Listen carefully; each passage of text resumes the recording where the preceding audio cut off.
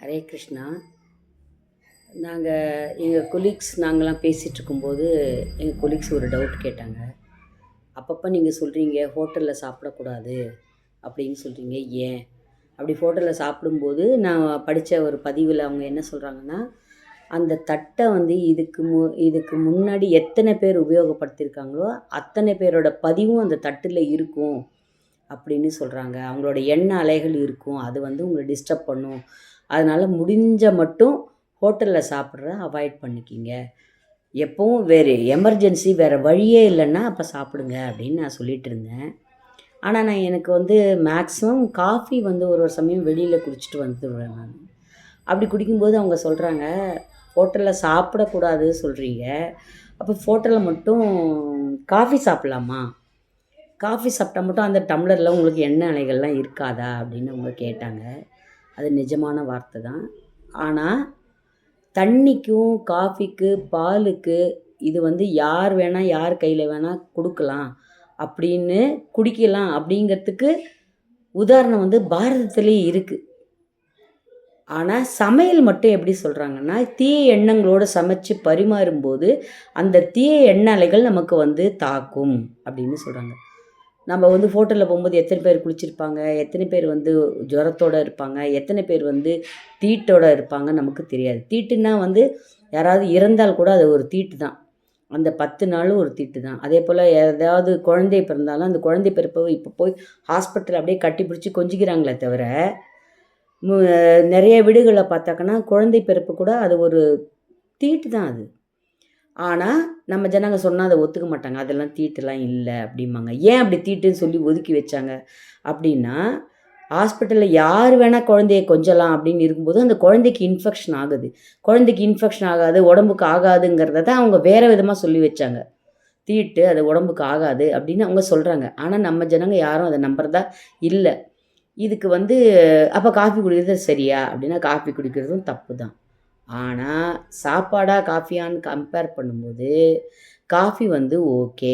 ஏன்னா தண்ணி பால் இதுக்கு வந்து தோஷம் இல்லை அப்படின்னு உத்தவ கீதைன்னு ஒன்று இருக்குது. அந்த உத்தவ கீதையில் கிருஷ்ணர் சொல்கிறார். உத்தவ கீதைன்னா யார்? கிருஷ்ணனோட மிக நெருங்கிய தோழர் வந்து அர்ஜுனன், உனக்கு தெரியும். அட் த சேம் டைம் கிருஷ்ணனோட இன்னொரு மிக நெருங்கிய தோழர் வந்து சின்ன வயசுலேருந்து அவரை பார்த்து வளர்ந்தவர் யாருன்னு கேட்டால் உத்தவர். உத்தவரும் கிருஷ்ணனும் க்ளோஸ் ஃப்ரெண்டு. உத்தவர் வந்து கிருஷ்ணர் வந்து அதாவது தன்னோட அவதாரம் முடிஞ்சு போகிற நேரத்தில் உத்தவரை கூப்பிட்டு கேட்குறாரு, உத்தவா, நான் எல்லாருக்கும் எல்லாம் செஞ்சேன், உனக்கு நான் எதுவுமே செய்யலை, உனக்கு ஏதாவது செய்யலான்னு இருக்க, நீ என்ன ஆசைப்படுற அப்படின்னு கேட்டவுடனே அது உத்தவர் என்ன சொல்கிறாரு, நீங்கள் எனக்கு எதுவும் செய்ய வேண்டாம், ஆனால் எனக்கு சில காரணம்லாம் தெரியும்னு சொல்லிட்டு, மகாபாரதம் நீ நினச்சிருந்தா நிறுத்திருக்கலாம், யுத்தத்தை நீ நினச்சிருந்தா நிறுத்திருக்கலாம், திரௌபதி நீ சொன்னால் கேட்டிருக்கலாம், அப்படி இப்படின்லாம் சொல்கிறாரு. அது ஃபுல்லாக சொல்லணும்னா அது ரொம்ப லேட் ஆகும், ஏன்னா அது உத்தவ கீதையில் வருது.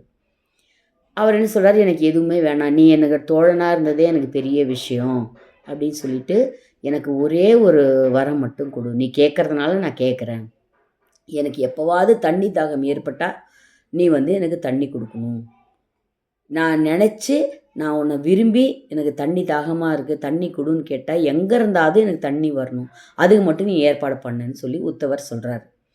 உடனே கிருஷ்ணன் வந்து அப்படியே ஆகட்டும்னு சொல்லி அந்த வரம் கொடுத்துறார். கொடுத்த உடனே என்ன ஆகுதுன்னு கேட்டால், ஒரு சமயம் உத்தவர் வந்து பாலைவனத்தில் ரொம்ப கஷ்டப்படுறார். எங்கேயோ ஒரு இடத்துக்கு போகிறாரு, போயிட்டு ரிட்டர்ன் வரும்போது ஒரு பாலைவனம் இருக்குது, அந்த பாலைவனத்தை தாண்டி அவர் வரார். வரும்போது அவருக்கு ரொம்ப தாகம், வறண்டு போயிடுது. பாலைவனத்தில் எங்கேயுமே தண்ணி கொஞ்சம் கூட கிடைக்கல, வீடு இல்லை, எதுவுமே இல்லை. அப்போ கிருஷ்ணா, நான் உன்னை ஒரே ஒரு வரம் தானே கேட்டேன், எனக்கு வந்து தண்ணியை வந்து நீ கொடுக்கக்கூடாதா, நீ வந்து எனக்கு நான் எப்போ கேட்டாலும் தண்ணி தரேன்னு சொல்லியிருக்கேன், நீ எனக்கு தாகமாக இருக்குது, அருந்த நீர் வேணும்னு அவர் கிருஷ்ணனை மனப்பூர்வமாக பிரார்த்தனை செய்கிறார். உடனே கிருஷ்ணர் என்ன பண்ணுறான், சிவபெருமான்கிட்ட போய், என் நண்பன் வந்து தண்ணி தாகத்தால் ரொம்ப வருத்தப்படுறார், அதனால் நீங்கள் போய் அமிர்தத்தை கொடுங்க தண்ணிக்கு பதிலாக அப்படின்னு சிவன்கிட்ட இவர் சொல்கிறார். இவர் விஷ்ணு இல்லையா, அதனால் யார்கிட்ட சொல்லணும், சிவன்கிட்ட தான் சொல்லணும். சிவன்கிட்ட போயிட்டு என்ன பண்ணுறாரு, நீங்கள் வந்து என்னோட தோழனுக்கு கொஞ்சம் அமிர்தத்தை கொடுத்துட்டு வாங்க அப்படின்னு சொன்னோடனே சிவன் என்ன பண்ணுறாரு, நான் வந்து அமிர்தம்னு நான் வந்து என்னோட ரூபத்தில் போய் எடுத்து கொடுக்க மாட்டேன், நான் வந்து எந்த வேஷத்தில் வேணால் போவேன், ஆனால் அதை அவர் அண்டர்ஸ்டாண்ட் பண்ணி என்கிட்டேருந்து அவர் கேட்டாங்கன்னா தண்ணிக்கு பதிலாக நான் அமிர்தம் கொடுப்பேன் அப்படின்னு சிவபெருமான் சொல்கிறார். இது இந்த இந்த கான்வர்சேஷன் நடந்தது உத்தவருக்கு தெரியாது. கிருஷ்ணா கிருஷ்ணா கிருஷ்ணா கிருஷ்ணா சொல்லிகிட்டே இருக்காரு. அந்த நேரத்தில் அந்த பாலைவனத்தில் வெறுங்காலோட ஒரு புலையன் வரான். புலையன்னா வந்து ஒரு நீச்ச ஜாதின்னு சொல்கிற மாதிரி சொல்கிறாங்க. அதில் அவன் என்ன பண்ணுறான், வெட்டப்பட்ட ஆடை தோள் மேலே மாலையாக போட்டுன்னு வரான். நல்லா கவனிங்க, ரத்தம் சொட்ட சொட்ட வெட்டப்பட்ட ஆடுகள் அவரோட தோள் மேலே இருக்குது. அதே மாதிரி 2-3 நாயை வர கூட்டின்னு வர்றாரு, கூட நடத்தி கூட்டின்னு வர்றாரு. அட் த சேம் டைம் அந்த ஆட்டுப்பையில் ஒரு தோல் பண்ணுவாங்க, நீங்கள் பார்த்துருப்பீங்க. அந்த காலத்துலாம் வந்து மிருகங்களோட தோலில் தான் தண்ணியை சேகரித்து வச்சு எடுத்துன்னு போவாங்க. இன்னும் கூட நான் பார்க்குறேன், அந்த ஸ்ரீரங்கத்தில் வந்து தெப்பம் நடக்குது, தேர் திருவிழா நடக்குது, சித்திரை தேர் விழா பார்த்தீங்கன்னா அவங்க ரங்கா ரங்கா ரங்கா ரங்கான்னு கத்திக்கிட்டே என்ன பண்ணுறாங்க, அந்த தோல் பையில் தண்ணி வச்சுருப்பாங்க. ரொம்ப தாகம் அடிக்கும்போது அந்த தண்ணி பையில், அந்த தோல் பையிலேருந்து தாகம் எடுத்து அவங்க தண்ணி குடிக்கிறாங்க. அந்த மாதிரி ஒரு ஆட்டுத்தோலோட பையில் ஒரு அமிர்தம் வச்சுருக்காரு. கிட்ட வந்து உத்தவர்கிட்ட என்ன கேட்குறாருன்னா, அப்பா தண்ணி தண்ணி கேட்குறியப்பா, இதில் தண்ணி இருக்குது, நீ குடியேன் அப்படின்னு கேட்டவொடனே, சி உங்ககிட்டேருந்து தண்ணி வாங்கி நான் குடிக்கிறதா வேணாங்கிறார். இல்லைப்பா, திரும்ப நீ எவ்வளோ ரொம்ப தூரத்துக்கு எங்கேயும் தண்ணி கிடைக்காது, எங்கேயும் வீடு இல்லை, நான் கொடுக்குற தண்ணியை கொடுத்தாதான் நீ பொழைச்சிப்ப, என்ன சொல்கிற நீ இப்படின்னு 2வது முறையும் கேட்குறாரு. அப்போவும் ஐயே, நான் சத்தாலும் சாவேனே தவிர இந்த மாதிரி ஒரு பொலையன்கிட்டேருந்து, அதுவும் ஆட்டுத்தோலில் நீ வச்சுருக்கிற தண்ணியை நான் சாப்பிட மாட்டேன் அப்படின்னு உத்தவர் சொல்கிறாரு. திரும்பவும் அவர் 3வது முறையும் கேட்குறாரு. அப்போவும் இவர் எனக்கு வேண்டவே வேண்டப்பா, நான் சத்தா கூட பரவாயில்ல, எனக்கு அந்த தண்ணி தேவையே இல்லை அப்படின்னு சொல்லி அவர் உத்தவர் விட்டுடுறாரு.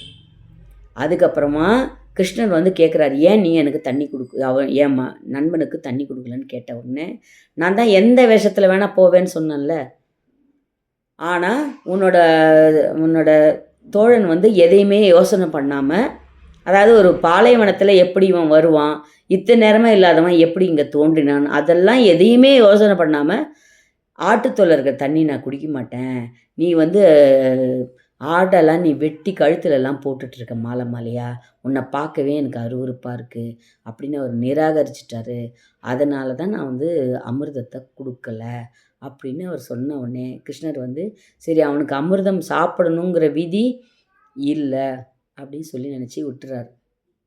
ஏன் இந்த கதையை நான் சொல்கிறேன்னா, அதாவது நீ சாகப்போகிற தருவாயில் இருக்கும்போது உனக்கு உதவி எப்படி வேண்டாம் வரும். இன்னும் ஒன்று அவர் சொல்கிறது, அந்த கதையை சொல்லிவிட்டு அவங்க என்ன சொல்கிறாங்கன்னா, தண்ணீர், பால், அமிர்தம் இவற்றுக்கெல்லாம் தோஷமே இல்லை அப்படின்னு சொல்கிறாங்க. இருந்தாலும் நம்ம ஏன் காஃபி குடிக்கிறது நியாயம்தான்னு நான் சொல்ல வரல. என்னால் வந்து ஹோட்டல் சாப்பாடை மினிமைஸ் பண்ண முடிஞ்சுது. காஃபியை வந்து என்றைக்காவது ஒரு நாள் நான் வந்து ரொம்ப தலைவலியாக இருக்குது, வீட்டுக்கு போய் என்னால் காஃபி போட முடியாதுன்னு நான் நினைக்கும் போது என்ன பண்ணுறேன், அங்கே ஹோட்டலில் பார்த்துட்டு கரெக்டாக அந்த காஃபி இடத்துக்கு மட்டும் போயிட்டு காஃபியை மட்டும் சாப்பிட்டுட்டு நான் வீட்டுக்கு போகிறேன். அது தவறு தான். அவங்க கேட்ட கேள்வி நல்லா இருந்தது. ஆனால் அப்படி கேட்டதுனால தான் நான் வந்து இதை உங்களுக்கு சொல்ல வேண்டிய ஒரு அழகான சந்தர்ப்பம் எனக்கு கிடச்சிது. அதனால் அதுவும் இல்லாமல் தண்ணிக்கு தோஷம் இருக்குதுன்னு சத்குரு ஜக்கி வாசுதேவ் சொல்கிறார். அதுவும் இல்லாமல் நீங்கள் நினச்சி பார்த்தீங்கன்னா, ஒரு 40 வருஷம் முன்னே 50 வருஷம் முன்னே நம்ம அப்பா அம்மாவுக்கு பார்த்தீங்கன்னா, காலையில் எழுந்தோடனே முதல் வேலை என்னன்னு கேட்டிங்கன்னா, தண்ணி குடத்தை தேய்க்கிறது தான் அவங்களோட முதல் வேலையே. காலையில் எழுந்தவுடனே எல்லாருமே பித்தளை அண்டா, பித்தளை என்ன சொல்கிறது, தவளை அதெல்லாம் வச்சுருப்பாங்க. அதெல்லாம் நல்லா புளி போட்டு அழகாக மண் போட்டு, அப்போல்லாம் மண் தானே, புளியும் மண் இல்லை புளியும் சாம்பலும் போட்டு தேய்க்கும்போது அந்த பித்தளை குடம் வந்து பார்க்குறதுக்கு தங்க குடம் மாதிரி இருக்கும். அப்புறம் பார்த்தாங்கன்னா அந்த குடத்துக்கு வந்து இப்போ நம்ம பொங்கலுக்கு மட்டும்தான் அந்த குடத்துக்கு, அந்த வெங்கல பானைக்கு வந்து மஞ்சள் பூசி சந்தனம் வச்சு அது சுண்ணாம்பு பூசுகிறாங்க நிறைய பேர் வீட்டில். சில பேர் வீட்டில் என்ன பண்ணுறாங்க, அங்கங்கே மஞ்சள் பூசி அது மேலே வந்து சந்தனம் குங்குமம் அதெல்லாம் வைக்கிறீங்க. அது ஏன் அப்படி வைக்கிறாங்கன்னா, தண்ணி எங்கேருந்து வந்திருந்தாலும் நீ அந்த தண்ணி பாத்திரத்துக்கு நீனு அதை அலம்பிட்டு அதை வந்து குளிச்சுட்டு தான் அவங்கெல்லாம் பிடிச்சாங்க. அந்த காலத்தில் வந்து தண்ணி வந்து குடிக்காமல் அவங்க பிடிக்க மாட்டாங்க. குளிக்காமல் அவங்க தண்ணியும் குடிக்க மாட்டாங்க. தண்ணி வந்து காலையில் எழுந்த உடனே குளிச்சுட்டு வேலை அவங்க தண்ணி பாத்திரத்தை அலம்பி அதுக்கு வந்து அழகாக வந்து மஞ்சள் குங்குமம் வச்சு சந்தனம் வச்சு அதை வந்து ஒரு தூய்மை பண்ணாங்க. ஏன்னா தண்ணிக்கு வந்து நினைவு சக்தி உண்டுன்றார். ஆஸ்ட்ராலஜிக்கலாக என்ன சொல்கிறாங்கன்னா, ஒருத்தர் வந்து நம்ம பிறக்கிறது தண்ணி, முடியும் போதும் தண்ணி. எப்படின்னா நம்ம சாம்பல் அஸ்தியை கரைச்சி தண்ணியில் விடுறாங்க. அதனால தான் நீர்க்கரையில் போய் தர்ப்பணம் கொடுக்கறதுக்கான காரணத்தை ஒரு ஆஸ்ட்ராலஜர் வந்து அவ்வளோ அழகாக சொன்னார். நம்ம பிறக்கிறது பனிக்குடம், இறக்கிறது நம்ம இறந்த உடனே நம்மளை தண்ணி போட்டு குளிப்பாட்டி அதுக்கப்புறம் அங்கே கொண்டு போய் வச்சு எரிக்கிறதா இருந்தால் எரிச்சு புதைக்கிறதா இருந்தால் புதைச்சி அதுக்கப்புறமா அதை வந்து அந்த மண் அந்த சாம்பலை வந்து நம்ம தண்ணியில் கலக்கிறோம். அதுவும் அவர் சொன்னார். அப்புறம் உப்பு எங்கேருந்து விளையுதுன்னு கேட்டார் அவர். ரொம்ப ஃபஸ்ட் கிளாஸாக இருந்த அவர் சொன்ன விளக்கம். மெரினா பீச்சில் உப்பு வருதா, வேறு எந்த கடற்கரையில் உப்பு எடுக்கிறாங்க சொல்லுங்கள் அப்படின்னாரு. எல்லாரும் அமைதியாக இருந்தோம். அப்புறம் அவர் என்ன சொன்னார்னா, உப்பு எடுக்கக்கூடிய கடற்கரை எதுன்னு கேட்டாக்கன்னா ராமநாதபுரம் சுற்றி வட்டாரத்தில் இருக்க தூத்துக்குடி, ராமநாதபுரம், அப்புறம் ராமேஸ்வரம் அந்த மாதிரி கடலில் தான் அவங்க வந்து அந்த அந்த வட்டாரத்துக்குள்ளே தான் அவங்க உப்பு எடுக்கிறாங்க. ஏன் வந்து அங்கே மட்டும் உப்பு விளையுது அப்படின்னா அது ஒரு விளைச்சல் தரக்கூடிய ஒரு பொருள்னு அவர் சொல்கிறார். அந்த விளைச்சல் தரக்கூடிய பொருள் அங்கே விளைவதற்கான காரணம் அவர் சொன்னார். அங்கே பவளப்பாறைகள் இருக்கிறதுனால அங்கேருந்து அது விளையுது. அதனால தான் உப்பு எங்கே விளையுதோ அங்கே நீ நீர்க்கடன் கொடுக்கும்போது அதற்கான முழுமை அடைகிறதுன்றார். நீர்க்கடன் எல்லாரும் எல்லா இடத்துலையும் பண்ணுறோம். ஆனால் ஒரு ராமேஸ்வரத்தில் போயோ இல்லை வந்து ஒரு திருச்செந்தூர் கடல்லையோ போய் நம்ம நீர்க்கடன் கொடுக்கும்போது அது முழுமை அடைகிறதுன்றாங்க. எல்லா திலஹோமமும் ராமேஸ்வரத்தில் வச்சுருக்காங்க. அதுக்கு அவர் சொல்கிற ரீசன், ராமேஸ்வரத்தில் பவளப்பாறைகள் உண்டு, பவளப்பாறைகள் எங்கு இருக்கின்றதோ அங்கு மட்டுமே உப்பு உற்பத்தி ஆகும்னு அவர் சொல்கிறார். திருச்செந்தூர் கடலில் அவர் என்ன சொல்கிறாரு, அங்கே பவள பாசிகள் உண்டு, அதனால் அந்த கடற்கரையும் புனிதமாக போற்றப்படுகிறது. அதுவும் இல்லாமல் உங்களுக்கு தெரியும், பார்க்கடல்லேருந்து உதித்தது தான் உப்பு.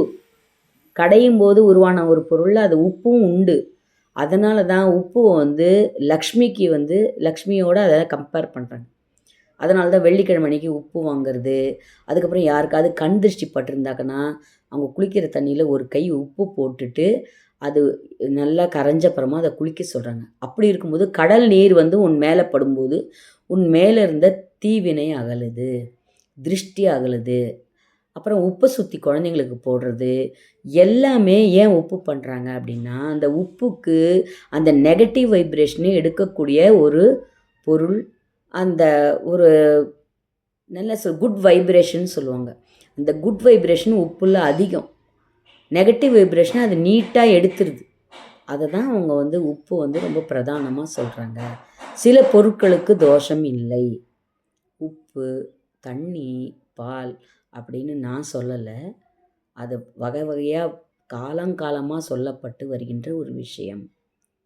எனவே கதை பிடிச்சிருந்தா சப்ஸ்கிரைப் பண்ணுங்கள், லைக் பண்ணுங்கள், ஷேர் பண்ணுங்கள்.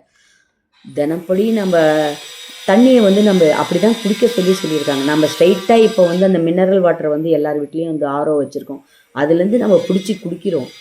இருந்தாலுமே நம்ம ஆக்சுவலாக என்ன பண்ணணும்னா, அந்த தண்ணியை நன்கு தேய்க்கப்பட்ட ஒரு எவர்சிலர் குடத்தில் குளிச்சப்புறமா பிடிச்சி அதுக்கப்புறமா தான் நம்ம அதை சாப்பிடணும். அதுதான் முறை. ஆனால் இப்போ நம்ம அதை விட்டுறோம். அதே போல் ஊறுகாயை நம்ம பாட்டிங்கெலாம் வந்து குளிச்சப்புறமா தொடணும்னு சொல்கிறாங்க.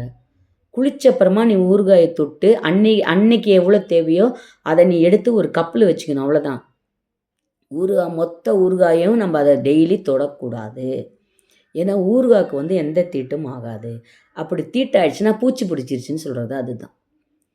யார் வந்து ஒருவர் வந்து அந்த காலையில் குளிக்காமல் பண்ணாமல் அந்த ஊறுகாய் ஜாடியை தொடுறாங்களோ அந்த ஊறுகாய் கெட்டு போயிடுங்கிறது நியதி. ஆக்சுவலாக அது இன்ஃபெக்ஷன் ஆகிடும் அப்படிங்கிறத தான் அவங்க விதவிதமாக சொல்கிறாங்க. நம்ம இன்ஃபெக்ஷன் சொன்னால் நம்ம ஒத்துக்க மாட்டோம். குளிக்காமல் அதை தொடாத, குளிக்காமல் அதை செய்யாத அப்படின்னு நம்ம பெரியவங்க சொன்னதுக்கூட காரணம், அறிவியல் காரணம் இதுதான். அதனால தான் ஊறுகாய் கூட என்ன சொல்கிறாங்க, ஊறுகாய் இருக்கிற வீட்டில் பணம் வந்து குறையவே குறையாதுன்னு அவங்க சொல்கிறாங்க. அதனால் ஊறுகாய், உப்பு இதெல்லாம் வந்து எப்போவுமே தீரக்கூடாது. அது தீர்றதுக்கு முன்னமே அதை என்ன பண்ணணும், அதை அதை தீர்றதுக்கு முன்னமே அந்த ஜாடி காலியாகிறதுக்கு முன்னமே வாங்கி வச்சிடணும் அப்படின்னு சொல்கிறாங்க. கதை பிடிச்சிருந்தா நன்றி. லைக் பண்ணுங்கள், சப்ஸ்கிரைப் பண்ணுங்கள், ஃப்ரெண்ட்ஸுக்கு ஷேர் பண்ணுங்கள். யாராவது இது வரைக்கும் சப்ஸ்கிரைப் பண்ணலன்னா பண்ணிவிட்டு பெல் பட்டனை கிளிக் பண்ணிவிட்டு அப்புறமா ஆஃப் பண்ணிக்கோங்க. நன்றி, வணக்கம்.